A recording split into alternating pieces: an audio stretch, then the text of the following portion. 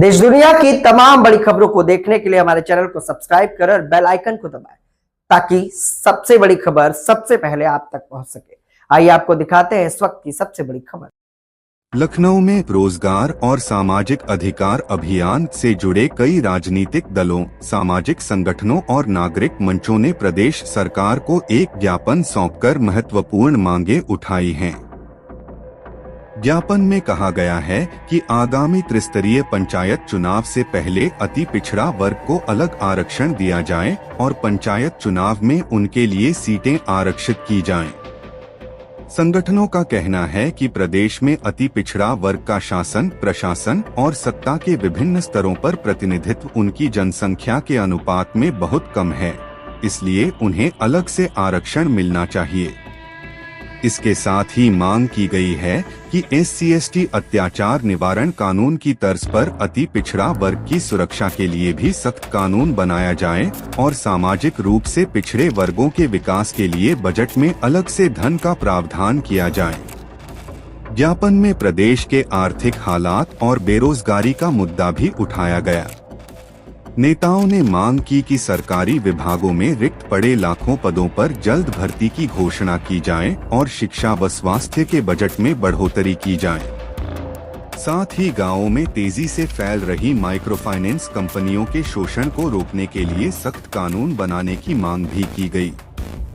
इसके अलावा कोल आदिवासी समुदाय को अनुसूचित जनजाति की सूची में शामिल करने और वनाधिकार कानून को प्रभावी तरीके से लागू करने की मांग भी सरकार से की गई है। आज रोजगार अधिकार सामाजिक तत्वाधान की बैठक में इको गार्डन में एक धरना दिया जा रहा है। आइए इनसे जानते हैं कि इन्हें सरकार की तरफ से कितने दिन की परमिशन मिली है। मैं Mohammad Saleem Khan, journalist, UP live से। जिसका गठन लखनऊ में 6 महीने पहले हुआ था, उसी का यह धरने का और ध्यानाकर्षण का यह आज बैठक है। इसमें 5 और 6 बिंदु हैं जो प्रमुख हैं। उसमें जो सबसे बड़ा प्रमुख है वह यह है कि ओबीसी में जो अति पिछड़ों का हिस्सा है, कर्पूरी ठाकुर फार्मूले के आधार पर जो बिहार में लागू हुआ है वह उत्तर प्रदेश में भी लागू होना चाहिए। और रोहिणी कमीशन की जो रपट आ गई है, जस्टिस रोहिणी कमीशन की, वह रपट को भी पार्लियामेंट के पटल पर केंद्र सरकार ले आए का मौका को अधिकार देंगे। तो अति पिछड़े समाज के लोगों ने बीजेपी की सरकार 2014 में केंद्र में, 17 में उत्तर प्रदेश में बनाई और लगातार बनाते आ रही है। तो 18 में ही माननीय मुख्यमंत्री योगी आदित्यनाथ जी ने सामाजिक न्याय समिति का गठन किया और 2019 में ही सामाजिक न्याय समिति का रिपोर्ट आ गया और अब तक लागू नहीं किए। तो अब अति पिछड़ों का भरोसा भारतीय जनता पार्टी से उठ चुका है और अति पिछड़ा समाज अब गोलबंद होकर के माननीय अखिलेश प्रताप सिंह साहब के नेतृत्व में हम सब सरकार बदलने की लड़ाई लड़ेंगे, क्योंकि इस सरकार से भरोसा उठ चुका है। सरकार सभी तरह से, भारतीय जनता पार्टी की सरकार ओबीसी समाज के आरक्षण का घोटाला कर रही है और अत्याचार अन्याय भी चारों तरफ से हो रहा है। एक भी कानून अति पिछड़ों के सम्मान में नहीं आया है। यह लड़ाई निरंतर जारी रहेगी। यूजीसी जिस तरीके से चालू हुआ उस पर तो कहा जा रहा है कि जो पिछड़े वर्ग के लोग हैं वो भारतीय जनता पार्टी के साथ जा रहे हैं 2027 में। इस यूजीसी में भी किसी को कुछ नहीं मिलना है, केवल नफरत के सिवाय। यह भारतीय समाज को भारतीय जनता पार्टी बांटने का काम की है। इससे किसी भी तबके का भला नहीं होने वाला है। आपके साथ कितने संगठन के साथ में जो है कि Bharatiya Manav Samaj party, all India people's front और भारतीय किसान मंच के साथ साथ अम्बेडकर जन मोर्चा के साथ साथ आज लगभग 8 से 10 राजनीतिक संगठन और लगभग 20 सामाजिक संगठन शामिल हैं और यह लगातार आंदोलन चलते रहेगा और ये रुकने वाला नहीं है और करेंगे। क्या इस आंदोलन का एक ही दिवसीय है या और भी आपका? इसलिए हम इसको आज एक दिवसीय ही करेंगे, लेकिन आंदोलन लगातार जारी रहेगा। आगे कदम क्या होगा? आगे कदम होगा, अभी 15 तारीख को सीतापुर में विशाल जनसभा है और जगह जगह हम जनता के बीच में जाएंगे। हम जनता से जनता की जो समस्याएं हैं वह बताएंगे और जनता को अपने साथ गोलबंद करके, जनता से गठबंधन करके हम 2027 का विधानसभा चुनाव मजबूती के साथ लड़ करके भारतीय जनता पार्टी की सरकार बदलने का काम ये राष्ट्रीय किसान मंच के जो अध्यक्ष है राष्ट्रीय, मैं चाहूंगा कि उस परिचय दीजिए कम से कम। मेरा नाम शेखर दीक्षित है, राष्ट्रीय किसान मंच का अध्यक्ष हूं।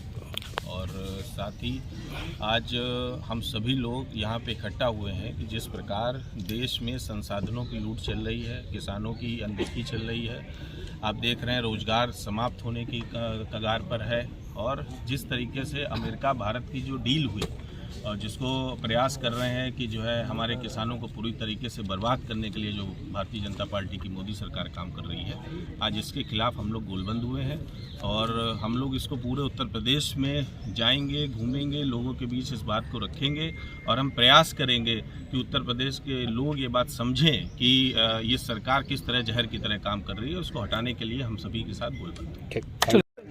भारतीय जनता पार्टी की भ्रष्ट सरकार जो शिक्षा के नाम पे फेल, स्वास्थ्य के नाम पे फेल, किसान के नाम पे फेल, और यहाँ तक जो अति पिछड़ा समाज जो 2014 से बीजेपी को वोट देने का आया है उसका भी शोषण करती आ रही है और पूरे प्रदेश में हाहाकार मचा हुआ है।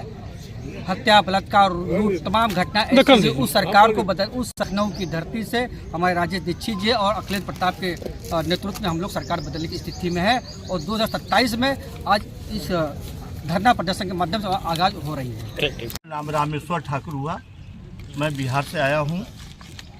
जननायक कर्पूरी ठाकुर का जो आरक्षण मॉडल फार्मूला है उसको आज अखिलेश प्रताप सिंह के नेतृत्व में, बाबू रामपाल जी के संयोजक में, ये उत्तर प्रदेश के भारत के सबसे बड़ा सूबे में आज 40 साल हो गया कर्पूरी ठाकुर आरक्षण मॉडल फार्मूला के तहत ये यहाँ की दबे कुचले कमजोर, extremely backward, most backward, extremely EBC के लोगों को आज तक रिजर्वेशन में नहीं मिला। जैसे बिहार में पंचायत आर्टिकल 243 टी और डी के तहत नगर निकाय और पंचायत में मिला।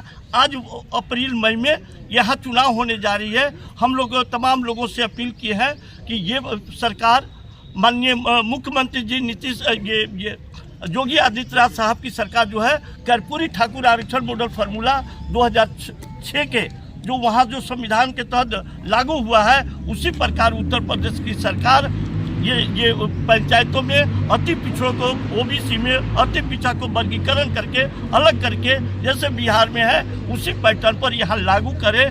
इस एक मुहिम के अलावा और भी जो आर्थिक स्थिति है और उसमें ये राघवेंद्र प्रताप साहब का जो कमेटी की रिपोर्ट आई है उसको सार्वजनिक करके पहल, आर्थिक मुद्दा का जो सवाल है रोजगार और आर्थिक